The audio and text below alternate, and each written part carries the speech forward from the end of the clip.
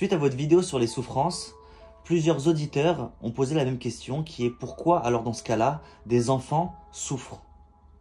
C'est vrai que de prime abord, c'est très injuste car les enfants sont purs et c'est souvent le côté émotionnel, l'amour que l'on porte à nos enfants qui n'accepterait même pas d'explication à ce genre de choses. On ne veut rien comprendre, on ne veut rien savoir parce qu'on a tellement de mal déjà à se marier, de créer une famille, jusqu'à tomber enceinte. Et voilà que quand l'enfant arrive, après tous ces efforts prodigués, on nous apprendrait qu'il aurait chas v'shalom, à Dieu ne plaise, une maladie quelconque ou un problème quelconque. Et là, je dirais qu'on a une révolte intérieure qui ne voudrait même pas d'explication. Que seule la Emouna, éventuellement, la foi, on pourrait dire d'une certaine façon, combler cette douleur en disant que les choses vont s'améliorer, que Dieu peut tout, que tout peut changer du jour au lendemain. Mais si on quitte un petit peu ce côté émotionnel et qu'on rentrerait dans la vraie question, c'est-à-dire que personnellement, je ne viens pas poser la question avec mon cœur, mais avec ma tête. J'aimerais comprendre pourquoi un enfant qui vient de naître, donc innocent de toute accusation, viendrait-il avec un handicap, avec une maladie ou un dysfonctionnement? C'est pas juste. Arrête, cet enfant qui vient d'arriver, il n'a rien fait. Alors on accepte l'idée de celui qui a fait des choses négatives, en porte les conséquences. Mais lui, qu'est-ce qu'il a fait? Il vient de naître. Pour répondre à cela, il faudrait beaucoup de temps, parce que la Torah orale répond à ce genre de questions dans plusieurs degrés différents. Moi, j'aimerais y répondre avec... parce qu'il faut dire que la question est posée de façon assez spontanée, avec la parabole suivante. Imaginez que l'on donne un livre de 613 pages à une personne qui doit m'expliquer de quoi parle le livre en ne lui donnant qu'une seule lettre du livre. Tout le monde prendra très vite conscience que c'est impossible. Tu ne peux pas me donner une lettre d'un livre de 613 pages pour que je t'en explique le contenu. C'est impensable. Eh bien, c'est exactement ce que nous vivons.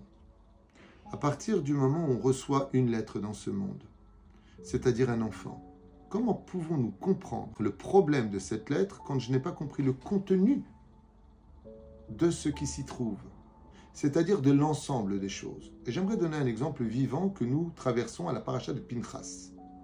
Vous savez que dans le Sefer Torah, si la lettre est déformée, ou coupée, ou collée, elle pourrait rendre le Sefer Torah pasoul, c'est-à-dire impropre à la lecture automatiquement pour une lettre. C'est toutes les 613 mitzvot inscrites dans la Torah qui deviendraient inappropriées. Et pourtant, la lettre Vav du mot Beriti Shalom, j'ai donné la paix à Pinchas, le Vav est scindé en deux, ce qui normalement pour n'importe quelle autre lettre, eh bien rendrait le Sefer Torah pasoul.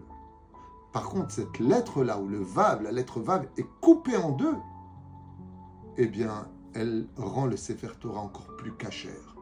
Et pourquoi? Parce que la Torah a voulu stipuler une chose dans ce message. La première, c'est que malgré tout, il y a eu du sang qui a été versé. Et que pour obtenir ce shalom, on a dû malheureusement faire une omelette en cassant des œufs. On a tué 2 personnages pour y apporter le shalom. Ce qui fait que le shalom n'est pas dans sa complétude. Le shalom, c'est la paix.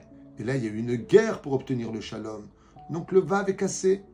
D'autres expliquent que ce vav est cassé dans cette lettre parce que il y a eu 12 miracles. Donc le vav est coupé en 2. Vav, ça fait en gematria 6. Plus 6, ça fait 12. Ce sont des allusions.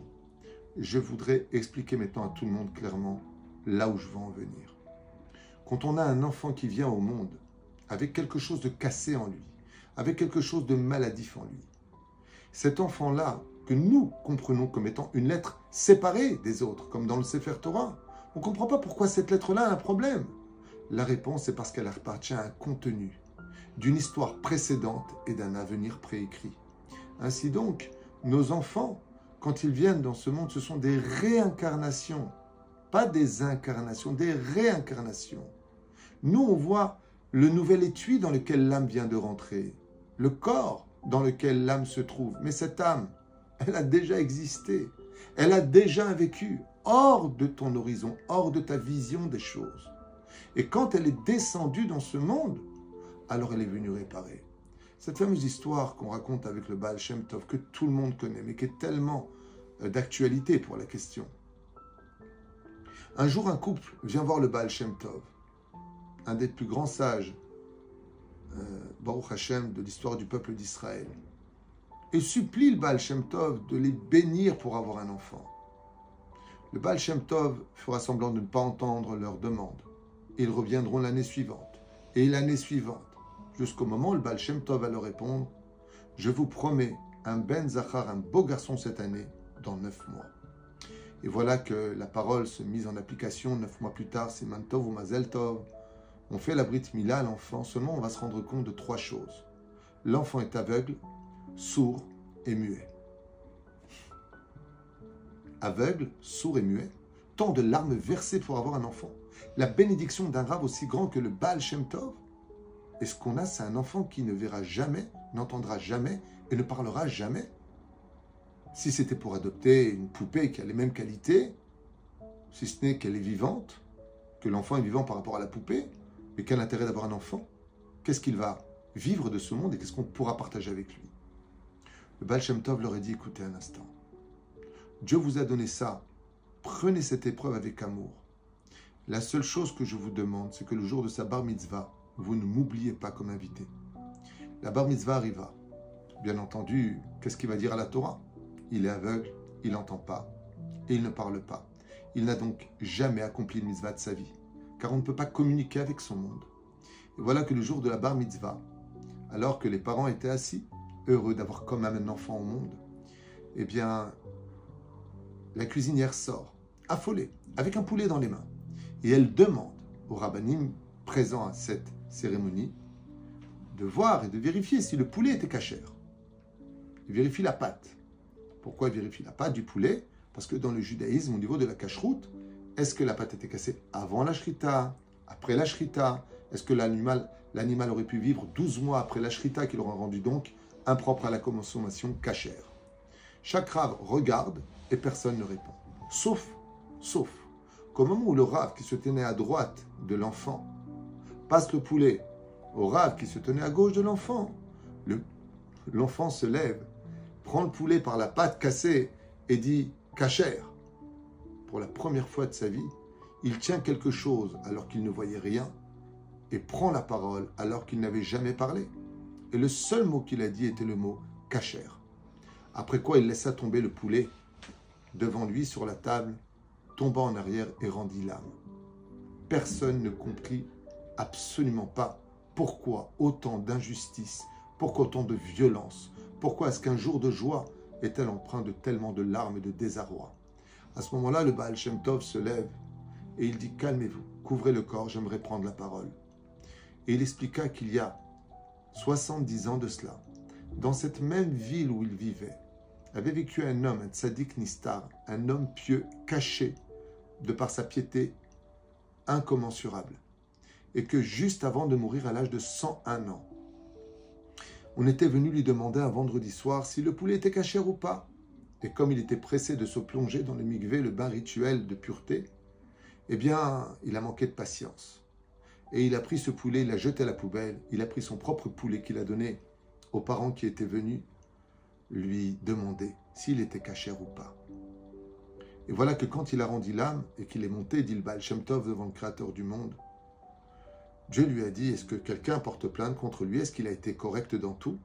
Et une toute petite voix s'est fait entendre. Une petite voix de poulet qui est venue en disant, maître du monde, quand on est animal, on meurt animal. Notre seule façon à nous, les animaux, de nous élever, c'est par le rituel des Juifs, leur bénédiction, la shrita. On passe de l'état d'animal à l'état de nourriture qui vont leur permettre de pratiquer ta volonté, la Torah, les mitzvot. Et le seul qui pouvait définir dans la ville si j'étais ou pas cachère en l'honneur du Shabbat, c'était lui. Et il n'a même pas dédaigné me regarder et me définir comme cachère. Alors Dieu l'a réincarné. Seulement avant de le redescendre sur terre, le tzaddik a dit, maître du monde, j'ai vécu 101 ans sur terre, à lutter contre toutes les formes de tentation. Et je dois redescendre pour réparer une chose. N'y aurait-il pas un moyen que je sois protégé de toutes les autres tentations? Est-ce que je pourrais descendre sans voir ce monde si attirant dans ses tentations? Est-ce que je pourrais descendre dans ce monde sans entendre la vulgarité et le lachon hara des uns et des autres, les mauvaises paroles des uns et des autres? Est-ce que je pourrais descendre dans ce monde en ne fautant jamais avec ma bouche comme j'ai fait attention pendant 101 ans?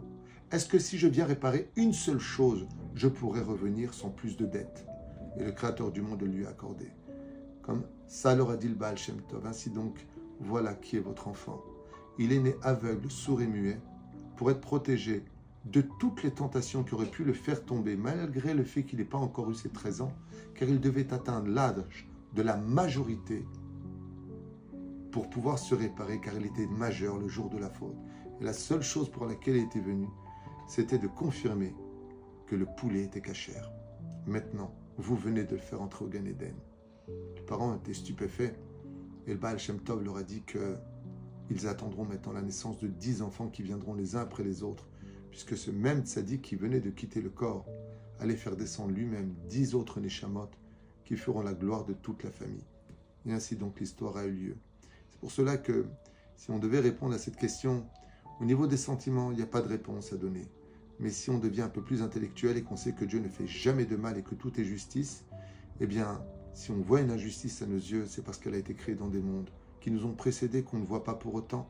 À l'image d'un livre, où quand on arrive à un chapitre, on se dit, je trouve très dur le personnage.